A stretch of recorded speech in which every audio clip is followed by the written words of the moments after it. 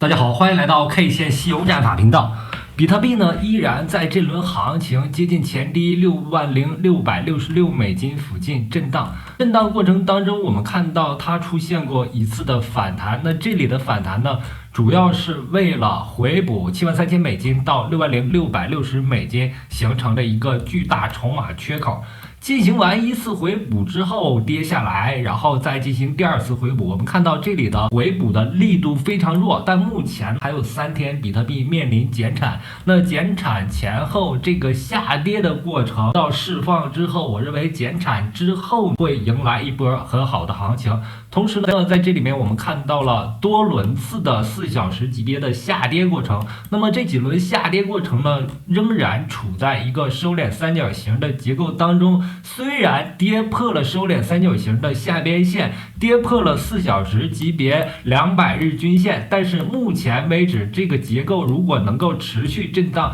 并且呢最后完成修补动作之后，我认为在上面我画出来的这个焦点后方存在一定的反弹机会。同时呢，如果这轮行情出现日线级别下跌休，那么我们在盘面当中看到4月14日这一天走出悟空阴线，然后走8阶阴线组，那下方就会发生非常恐怖的到达55000美金的度下探。那这个下跌呢，我认为不太可能发生，原因是本轮行情是上涨过程当中第4轮次周线级别上涨休的空阳线。目前为止，悟空阳线的实体部分还没有在周线级别上完全跌破，仍然处在周线级别悟空阳线的干扰性 K 线当中。我们看到啊，连续6根 K 线都围绕着3月4日这周的悟空阳线展开的一个文章。那这个文章没有画上句号之前，也就是周 K 线没有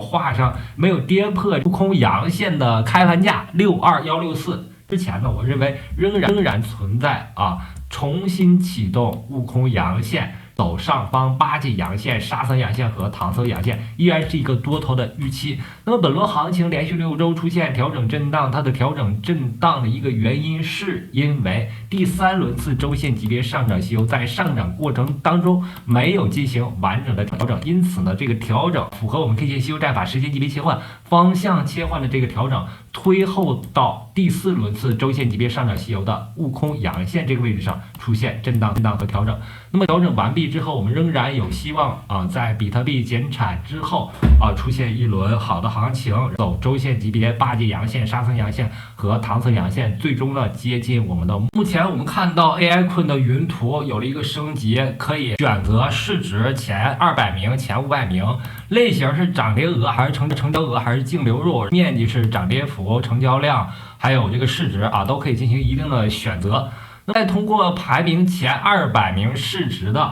币种来看，我们看到今天我们通过人眼去观察，大部分币种处在一个下跌和回调同步比特币的一个状态当中。然后我们看市值前500名那么有一些币种出现了一定的上涨，但集中在 DeFi 类证明现在处在牛市的调整阶段， DeFi 类是比较坚挺的，但在 DeFi 的上涨币种还集中在一些小市值的币种当中，所以呢表现不明显。一旦出现反弹和上涨，我认为 DeFi 这个板块会率先有所表现。同时呢，我们也看到了平台币像 BJB、BIT 出现了一定的上涨幅度，那么意味着当前行情随着 Binance 平台不断 Launch Pool 那么好多平台币出现了一定的机会平台币板块流动性比较好，在当前的调整过程当中。那么从今天热搜榜来看，我们看到排名第1的是 CORE 异动币种是 OMNI， 这是刚刚上线 Binance 平台的一个新币种，总量是1亿流通大概是1000万左右上线之后我们看一下它的表现。那么开盘价也是和 AI 困预估的差不多，是在40美金左右。对于一个1000万流通的币种来说，我们认为它的一个高点的预期大概是在100美金附近但是刚刚开盘不建议介入，耐心等待它出现巨大波动之后有一定稳定性之后再考虑我们看一下 CO， 虽然没有上线我们看虽然没有上线 Binance 平台，但是在前天的表现当中，我们看到一根巨大的阳线，日线级别上走出了一个悟空阳线。线。那根据我们 K 线西游战法，有了这个悟空阳线之后，上方是有8级阳线、阳线、唐僧阳线预期的，因此呢，它排在了热搜榜的第1名，出现了一个豹字头的标志。然后我们可以看到前面行情当中，对于 CORE 来说，它走了2轮次的日线级别上涨西游，2轮日线级别上涨西游完成之后，走一个日线级别下跌西游的一个过程，有悟空阴线、8金阴线组、沙僧阴线和唐僧阴线构成。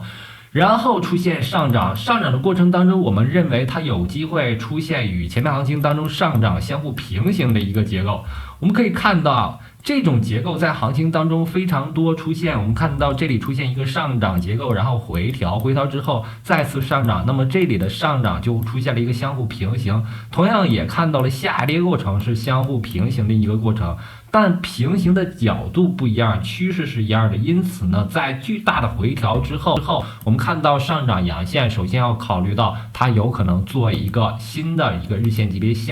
上涨西游，也可以看到啊，它的调整过程非常凶狠，72%的下跌，在牛市当中也是一个极端的暴跌，但是这个暴跌走的时间也比较长，从4月3日走到4月14日，长达11天的调整，急速调整之后，出现了一个巨大的阳线。然后把时间级别调到4小时级别，可以看到4小时级别上趋势就走的相对来说比较稳定。在4小时级别上，我们看到200日均线构成了对的一个基本的支撑。那在这个支撑线啊，在4小时级别200日均线的支撑下，它出现了反弹。那如果能够回踩到绿色线，也就是1.92美金169日均线，我们看到绿色线是169日均线，回踩到这个位置，一个比较好的介入的一个机会。为什么要考虑介入它呢？原因刚才我们说了，一个是出现平行式反弹结构有这样的机会，另一个是呢，在行情当中它走出了悟空阳线。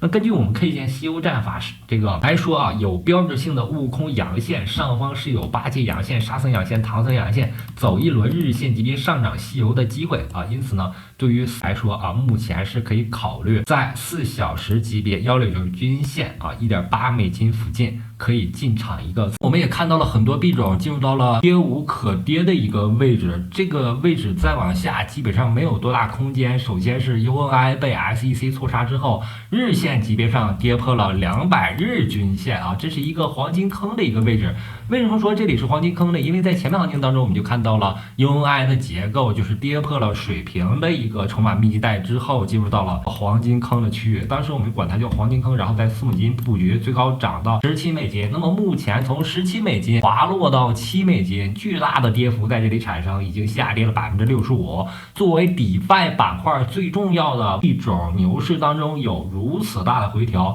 正是给我们带来了一定的机会。那么同时还可以进行一定布局的是 BEL， 因为 BEL 我们看到了长达1年的调整过程，震荡调整。从23年初1月就开始调整，一直调整至24年2月，1年的调整过程当中，它仅仅完成了一个收敛三角形。这个收敛三角形完成之后，迅速上涨上来。那么下跌的过程当中，我们看到它是随比特币4小时级别调整掉落下来的。比特币4小时级别下跌西游，它直接做了一个日线级别下跌西游，直接打到了日线级别169均线这个支撑位附近，这是很多人意想不到的。但同时呢，我们测量一下它的最大跌幅已经达到了71%。那么巨大跌幅之后，我认为前面的这个结构做得非常好，那么涨势也非常好，做了2个周线级别甚至是日线级别连续性的上涨之后，做了一个日线级别下跌西游的调整。